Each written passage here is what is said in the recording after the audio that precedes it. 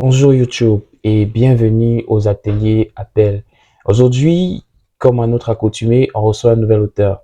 On va parler de sa zone, on va parler de son écriture, on va parler de son inspiration.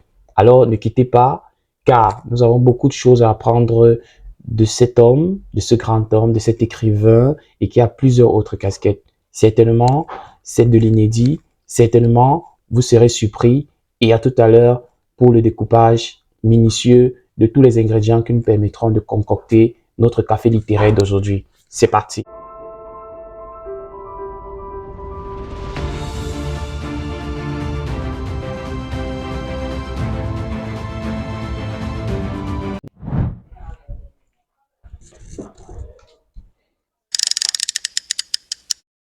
Two thousand years later.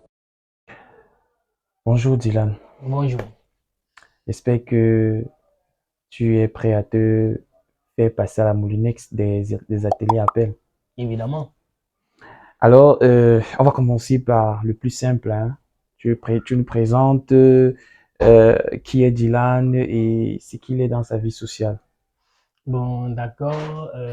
C'est mieux que je ne mette pas la chair avant les bœufs, mais je vais faire court parce que c'est bon. Au fait, je suis Dylan Sadio. Je suis prix international de l'étude 2023. Je suis aussi finaliste au concours international sur les éléments fondamentaux, organisé par le Château des Maintenons en France en décembre dernier. Je suis aussi écrivain, dont il y a 4 livres publiés, 3 chez l'édition. Il y a 24 friendzone comme derrière. Il y a aussi l'intelligence émotionnelle, revue critique de la théorie de Daniel Goleman, qui est l'un des pères de l'intelligence émotionnelle.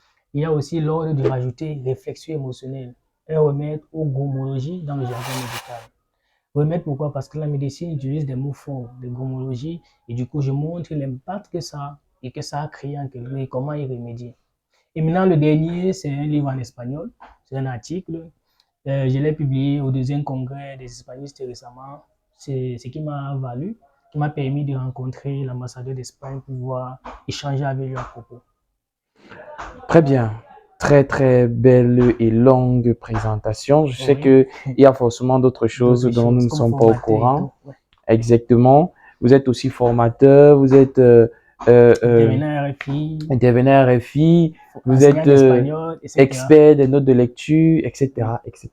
Alors, ça fait quoi de venir aujourd'hui en tant qu'auteur? Ça fait quoi de venir parler aujourd'hui du roman? Après toutes ces casquettes-là, quelle est la place qu'occupe ton âme de romancier dans ta vie de tous les jours? Déjà, pour moi, vivre, je vis l'écriture. Comme Mhm. je le dis très clairement dans mon livre, je ne vis pas du livre, je vis le livre. Au fait, bon, ma vie est en quelque sorte un livre, c'est-à-dire chaque expérience, j'aime m'exprimer. Et quoi de mieux que de s'exprimer à travers un roman? Très bien. Alors, qu'est-ce que les personnes qui s'approchent de Dylan Sadeo, comment on te décrit, quelle est la personne qu'on met en avant en tant qu'écrivain? Quel est le genre d'écrivain qu'on voit en toi lorsque les personnes qui t'approchent se renseignent sur ta personne? Qu'est-ce qu'ils disent de toi en tant qu'écrivain? Bon, de moi, en tant qu'écrivain, ils disent que j'utilise des mots très crus. Et déjà que je sais pas comment on appelle ça en La écriture, trame? ma trame, voilà. Mhm. Ma trame, c'est beaucoup plus la romance et beaucoup plus l'érotisme. Mhm. Voilà. Et donc, du coup, on me qualifie de très travailleur et on me demande même si je me repose, vu que je suis aussi l'un des pères fondateurs d'une agence d'immigration pour le Canada. Super. Alors, nous allons parler aujourd'hui de 24 heures Free Zone. Alors, c'est une œuvre avec un titre assez particulier, 24 heures pour une journée, Free Zone pour un cadre dans lequel se mettraient des personnes dans une relation sociale et peut-être même psychologique. Qu'est-ce qu'on peut dire de Friendzone? Parlez-nous un peu plus de Friendzone dans son intégralité. Qu'est-ce que l'auteur veut véhiculer comme message à travers ce livre? Premièrement, pourquoi 24 heures? Comme vous l'avez si bien dit, ça se déroule en une journée. Mhm. Une journée, ça commence, le livre commence à 9 heures et ça finit à 10 heures. Voilà. Donc, maintenant, pourquoi la friendzone? La friendzone, c'est le fait d'aimer quelqu'un et que la personne ne veut que de l'amitié. Mhm. 24 heures friend zone. Il y a beaucoup de choses qui se passent à l'intérieur. Il s'agit d'un personnage principal. Vous voyez? Mhm. Lui, c'est le pro. Donc, moi, on m'appelle Dilano Pro. C'est en quelque sorte mon histoire. Mhm. Mais juste, il y a eu des rajustements. Et lui, il aime Alice, qui est Donc, c'est un roman autobiographique. pas totalement, mais inspiré de mon vécu, en quelque sorte. Mhm. Oui, puisqu'il y a eu, dans le roman, on nous montre toujours certaines choses. D'accord. Donc, le personnage principal, c'est Alice et le pro. Les deux personnages principaux, autant pour moi. Donc, Mhm. Alice, elle est, comment je vais dire, elle est dans l'armée. Voilà. Mhm. Et elle arrive au Cameroun en mission parce qu'elle vient chercher la baronne. Mhm. La baronne, qui est la fille du Poch. Poch, qui est, lui, il est handicapé, mais c'est lui le plus grand terroriste au monde. Wow. Voilà. Et maintenant, c'est un peu ambigu parce que c'est à la fin qu'on découvre qui est réellement, comment on dit C'est vrai, exactement. Shebadji. Comme on ne spoilie pas les lecteurs, il ne faut pas raconter ce qui se passe à la fin pour qu'ils aient l'occasion de pouvoir se procurer le livre et permettre que ils puissent comprendre comment se dénoue toute cette histoire qui a l'air assez rocambolesque. Alors, je vais continuer en disant que c'est une histoire qui parle de la psychologie et des rapports sociétals entre des individus. Est-ce que pour toi, en tant qu'auteur, tu penses que dans une société, les rapports qui existent entre les personnes peuvent être aussi complexes, aussi conflictuels que ça, que quelqu'un qui est considéré comme une bonne personne, entre guillemets, par tout le monde, peut s'avérer comme le pire des criminels? Évidemment, on en vit. Et c'est le vécu quotidien de tout le monde. Parfois, c'est un moment où vous allez vous rendre compte qu'il y a des gens qui disent « Je ne savais pas que tu étais comme ça ».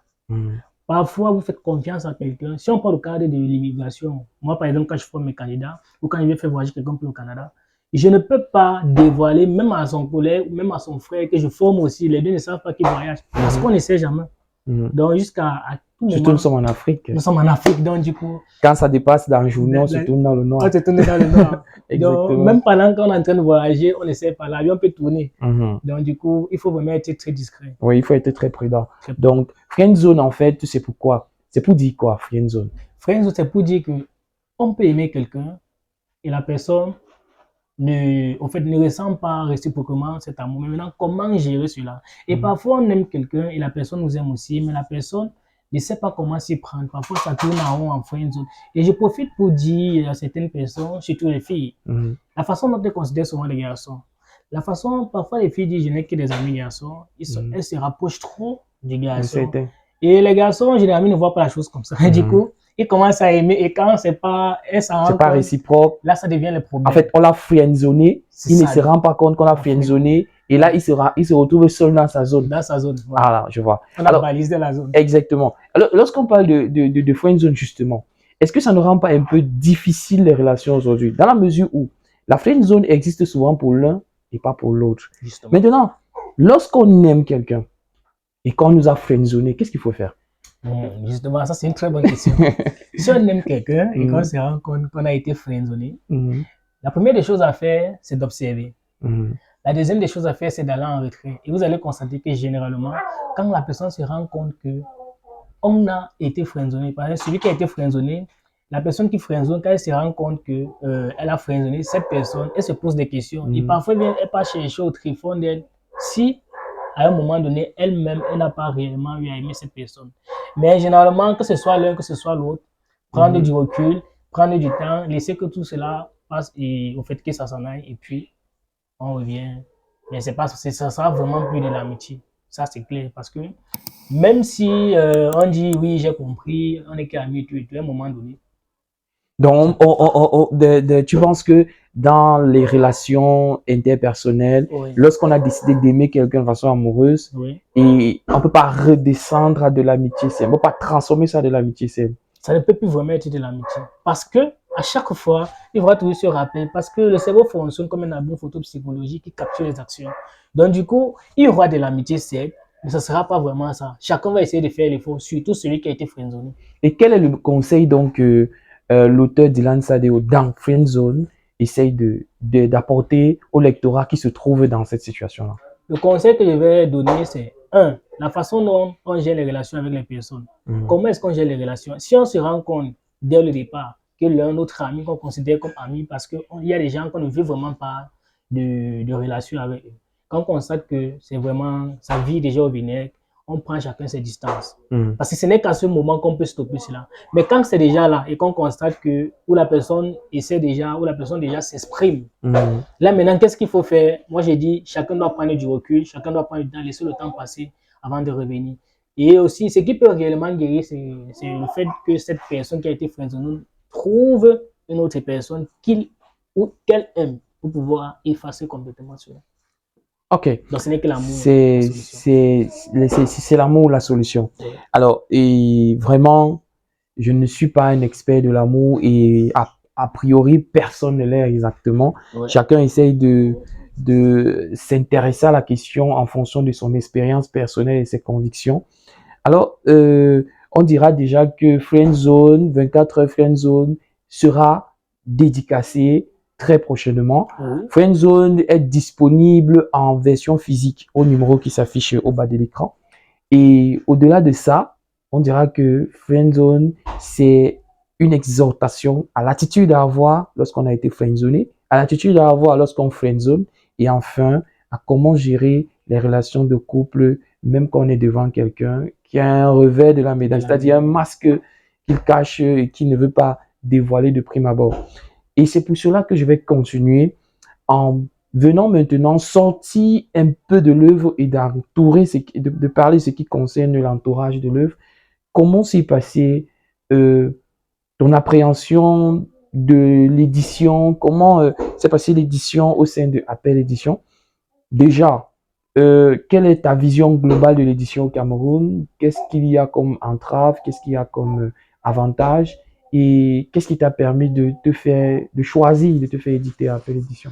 Donc déjà, premièrement, au Cameroun, pas juste au Cameroun, c'est difficile de se faire éditer. Je pense que j'avais bien mentionné cela, que j'avais failli me faire éditer par l'édition Gallimard et tout. Et c'est vraiment compliqué. Il y a certaines maisons d'édition. En fait, déjà, ça ne cadre pas avec notre contexte. Et du coup, ça demande parfois beaucoup d'argent et tout. Maintenant, la particularité d'Appel Édition, c'est que non seulement ils peuvent te faire éditer gratuitement pour un début. Quand ils disent gratuitement, je pèse bien le mot parce que je ne veux pas dire qu'on prend réellement. Il y a 50% qu'on peut prendre, on peut t'éditer gratuitement et puis reprendre les revenus après. Et comme aussi, on peut te faire éditer genre 75-25. Mais moi, ce qui m'a plu, c'est que la façon dont Appel Édition aborde les personnes, quand on vient avec un livre, ils ne se concentrent pas. Ou alors, elles se concentrent. Quand je parle du PDG. Quand je parle d'elle, je parle de la maison. La maison d'édition ne se concentre pas trop sur la manière d'écrire, mais beaucoup plus sur le fond. C'est l'histoire. Et je pense que c'est le plus important. Et quand ils prennent ça en compte, à la fin, la forme surgit et l'auteur commence à se découvrir peu après. Donc, du coup, ils ne mettent pas l'argent devant, ils mettent le talent devant, le talent d'écriture, c'est-à-dire le fond. La forme vient après. Donc, voilà. Autre chose aussi, c'est que avec Appel Édition, on n'a pas réellement cette pression, cette charge financière-là. Vu que si on s'est accordé à peut-être 50-50% ou 25-75%, ou alors gratuitement pour un début, on nous donne du temps, au fur et à mesure, on peut verser ce qu'on doit verser et tout. Et la promotion est abracadabrantesque. Vous allez constater, parce qu'il y a un livre qui est sorti actuellement, il y a 7000 lectures. Et donc, du coup, au fait, on en parlera. Vous ne pouvez pas dévoiler actuellement. On peut spoiler un peu les auditeurs, les téléspectateurs, pardon, en leur disant que le livre Tragédie familiale, bien sûr, qui a bientôt 7000 lectures sur YouScribe, que je vous invite à aller lire, est un livre écrit par un jeune Camerounais que vous allez avoir ici très bientôt. Et c'est un jeune Camerounais qui est assez talentueux. Un livre que j'ai préfacé d'ailleurs. Exactement, préfacé par Dylan Sadeo, qui a déjà quelque chose à promouvoir lorsqu'il veut encadrer les jeunes écrivains. Alors, vous allez remarquer que 7000 lectures, c'est à cause de la promotion qui a été faite autour du livre. Et cela est très important pour qu'un livre ne meure pas, pour qu'un livre subsiste et qu'il traverse les airs du temps. Alors, revenons donc à Friendzone. On dira que il y a eu cette rencontre avec Appel Édition. Il y a eu une envie de faire la promotion de son livre. Et votre livre déjà, c'est combien de lectures? Mon livre a pratiquement 3000 lectures déjà. 3000 lectures, waouh, ça fait beaucoup ça. Oui, ça fait beaucoup. Alors, c'est YouScribe. Vous savez que d'après les thèmes de contrat avec Appel Édition, votre livre peut produire de l'argent avant même que vous ne finissez de payer le livre. C'est ce que j'ai passé avec moi exactement. Donc, vous êtes capable de faire en sorte que votre livre génère de l'argent et avant même qu'il ne sorte sur le marché, vous avez déjà de l'argent, non seulement pour rembourser vos dépenses, mais aussi pour préparer une éventuelle dédicace. Alors, c'est la particularité de la jeune maison d'édition Appel Édition que nous vous invitons à côtoyer, à rencontrer et à nous contacter, bien évidemment, avec les numéros qui vont s'afficher au bas de l'écran. Voilà pourquoi nous invitons les auteurs ici dans le but de promouvoir leurs livres, dans le but de parler de leurs livres ensemble et de leur carrière d'écrivain, de montrer que le livre a une vie, l'écrivain n'est pas un être mythique, c'est un être à part entière. Le livre et tout ce qui entoure le livre, c'est une industrie qui se veut évolutive, une industrie qu'on doit financer, qu'on doit développer et qu'on doit entretenir. Et voilà pourquoi aujourd'hui, nous recevons Dylan Sadeo avec son livre 24 heures Friendzone. Et comme vous pouvez le remarquer à travers sa prestigieuse affiche là et les flyers qu'on a fait autour de son livre, vous pouvez donc remarquer que Dylan Sadeo a déjà une carrière de littéraire et il a une personnalité à défendre autour de cela. Dylan, dans ta vie de tous les jours, ta vie civile, comment tu vis depuis que tu es devenu auteur? Y a-t-il quelque chose qui a changé dans ton quotidien ou bien alors tu es devenu... Petite anecdote. Ouais. Tout à l'heure, je suis allé acheter le gant de toilette. J'ai vu, il y a une fille, elle m'a regardé avec une telle précision. J'ai même cru que peut-être mon habit était déchiré ou peut-être une partie était exposée. C'est après qu'elle me raconte, qu'elle me dit, je connais le gars ici, j'ai vu ton livre, je t'ai vu à la télé, machin, tout. Donc du coup, quand on écrit, on n'est plus le même. Oui. Non seulement on comprend qu'on a des choses à véhiculer, notre société a changé, on a notre rapport à donner, et en plus on comprend qu'il y a ce qu'on appelle des parenthèses thermales qu'il faut bien gérer. Ouais. Et on apprend à gérer cela. Exactement. Ça, c'est super. Au-delà, à côté de cela, quels sont tes passe-temps? Mes passe-temps favoris, c'est la lecture et l'écriture. La lecture et l'écriture. Dylan ne joue pas aux jeux vidéo, il ne voit pas les dessins animés. Bon, de temps à autre, je visionne, mais c'est beaucoup plus mon passe-temps favori, lecture et écriture. D'accord. Et Dylan Sadeo est marié, civil, enfant? Je suis célibataire. Célibataire sans enfant. Ouais. Donc, c'est un cœur à prendre. C'est un cœur à apprendre et à apprendre. Donc, il faut voir la nuance des deux. Alors, de ce fait, on va finir notre discussion d'une manière très simple. Tu vas nous donner 3 mots qui pourront te définir et 3 mots qui définissent le citoyen camerounais qui se veut entrepreneur littéraire et le citoyen camerounais tout court qui se veut un citoyen modèle. Ok. Avant, je préfère donner cette citation que j'ai bien énumérée dans mon livre. L'une de mes citations. Avec les fonds, c'est fort, ça va être le plus fort. Donc, on peut. Maintenant, s'il faut donner en 3 mots, en outrepassant le mot de liaison qui est dit dans. 3 mots peuvent être exposés en 3, hein, ça dépend de toi. L'excellence dans le mot. Voilà, excellence dans le mot. C'est un peu l'édition en fait. En fait, oui, c'est ça en fait. Voilà, donc, alors, j'imagine que le slogan d'Appel Édition est un slogan qui te parle beaucoup. Ça m'inspire beaucoup. Et l'excellence dans le mot, tout simplement, c'est tout un concept. C'est un concept qui montre que il faut à tout prix savoir ce que parler veut dire. Il faut à tout prix parler pour dire. Et enfin, il faut parler pour instruire. Parce qu'en réalité, l'écrivain est celui-là qui décrit et décrit. Seulement, le premier décrit, ça avait E, le deuxième, ça avait T. Alors, de ce fait, il faut absolument être un artisan de sa société. Maintenant, pour celui-là qui veut être un entrepreneur littéraire, parce qu'aujourd'hui, on peut dire que tu es un entrepreneur littéraire. Tu as tellement fait dans la littérature, c'est ton gagne-pain, tout ce que tu vis au quotidien. Il y a mon fils là qui crie, il est totalement excité, je sais pas pourquoi. Et tout ce que tu gagnes dans ta vie, c'est grâce à tes connaissances littéraires. Ah oui, ça c'est quels sont les conseils que tu pourrais donner? Parce qu'aujourd'hui, je peux dire quand même que tu n'as pas faim. Non. Mais ça c'est clair. Quelqu'un qui a un certain niveau de vie. Alors, quel est le conseil que tu peux dire à quelqu'un camerounais qui se lance, de ton âge surtout, qui se lance dans le métier? Bon, déjà, je vais dire à la personne d'être patient. Parce que notre problème, c'est qu'on veut parfois très vite courir. Mhm. Deuxième des choses, être très travailleur. Oui. Très travailleur, oublier les vidéos TikTok. Parce que ça nous distrait énormément. Mhm. Et surtout, faire confiance en soi-même. Parce que je le dis toujours, en dehors de Dieu, personne ne peut faire confiance en nous-mêmes que nous-mêmes.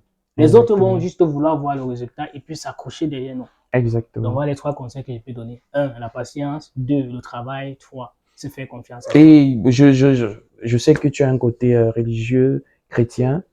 Ouais. Pas religieux, mais chrétien. Parce qu'il y a vraiment, Il y a une différence. je sais qu'il y a une différence réelle. Oui. Quel est le conseil chrétien que tu peux donner à ce jeune Camerounais-là qui est en train de se chercher? Il a toutes ses compétences, mais quel est le surplus qu'il doit en avoir s'il veut être, au-delà de ça, spirituel ou chrétien? Voilà. Tout simplement, je vais dire, c'est qu'il croit en Dieu. Parce que, quel qu'en soit ce que l'on peut posséder sur cette terre de nos jours, s'il n'y a pas Dieu, on va se rendre compte qu'il y aura toujours de la différence. Et même Will Smith l'a dit, même plusieurs auteurs, plusieurs grands de ce monde ont dit, ils ont tout ce qu'ils veulent, mais il y a toujours quelque chose qui manque là.